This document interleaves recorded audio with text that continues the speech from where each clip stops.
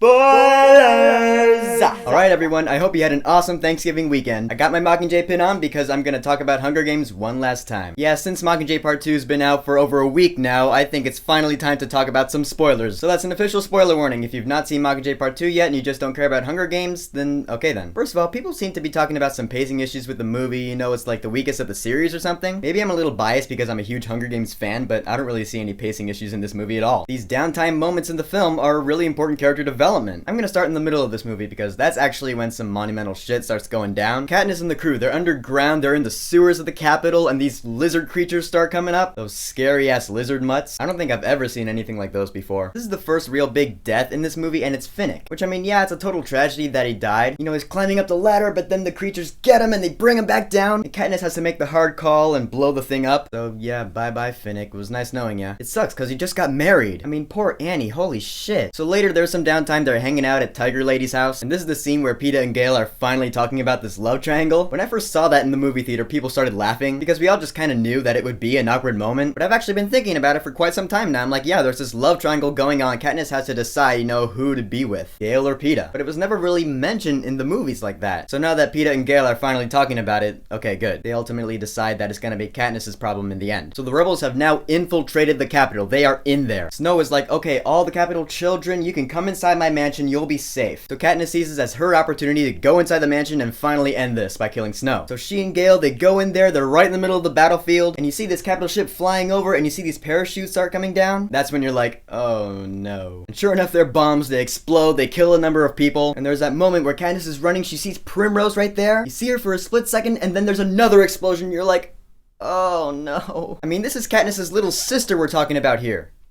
Alright, I'm gonna put her up there. Katniss's little sister Primrose is dead. I mean, I know that a finale has to have important people die, you know, that's just how they are. The sacrifices of war. But why her little sister? I mean, wasn't the whole point of the thing that Katniss was supposed to be saving her sister from the Hunger Games in the first place? A big part of the story was that Katniss wanted to keep Prim alive, and now she's dead. However, you learn that it wasn't the Capitol that blew her up, was it? It was really President Coin. And I'll get to her in a second, but now the rebels have taken Snow, they've pretty much done their mission, they've taken the Capitol. And Coin's like, okay, now we're gonna make the Capitol people pay. Let's see, how can we do that? Oh, okay, I got it. Let's hold another Hunger Games. I was like, what? The whole point of this revolution was that there would be no more Hunger Games. The fact that Coin is now the interim president of Panem, she's become power hungry. She's become corrupt. Basically, she's become an asshole. So when they're all voting yay or nay for this new Hunger Games, I was really surprised at first when Katniss voted yes for Prim. I mean, yeah, she was just playing along with it. She didn't really mean it, but it took me a second to wrap my head around it. So now we're at the execution. This is the climax of the movie, of the entire series. Coin's up there making her speech, may your aim be as true as your heart is pure. Just the way Coin said that gave me chills. Katniss is down there, she's aiming right at Snow. You're like, oh my god, she's gonna do it, she's gonna do it. And then she looks up and then she boom, lets it go and it hits Coin right in the chest. You're like, what the fuck? Coin drops down and dies, Snow starts laughing, and then the mob just starts crowding the place and they kill Snow. And that is it. It's over. Coin and Snow are now both dead. And so now we have the aftermath. That Plutarch's letter scene was some touching shit. This, you can tell it was like, you know, the scene that Philip Seymour Hoffman was supposed to shoot physically, but he couldn't because, you know, he died. So have Haymitch read a letter to Katniss. Rest in peace, Philip Seymour Hoffman. So Katniss gets home, she sees Peeta there, and they live not so happy ever after. I love the fact that Katniss and Peeta will never fully heal from this traumatic experience. It reminded me of Frodo at the end of Lord of the Rings, you know? Except she doesn't have any boat to the Grey Havens to get on. It's like time doesn't actually heal these wounds. She's just gonna have to live with it for the rest of her life. And I love the fact that you see, you know, Katniss and Peeta, they're sitting there, and there are these shots of them that are pretty much parallel mirrors to the shots of them in the first Hunger Games movie. At least that's what I thought. That is a perfect way to bookend this series. It really feels like the end of a book. And then, of course, there's the epilogue. You know, it's Katniss and Peeta, they're in the field, they have kids because they're adults. And when I saw them, I'm like,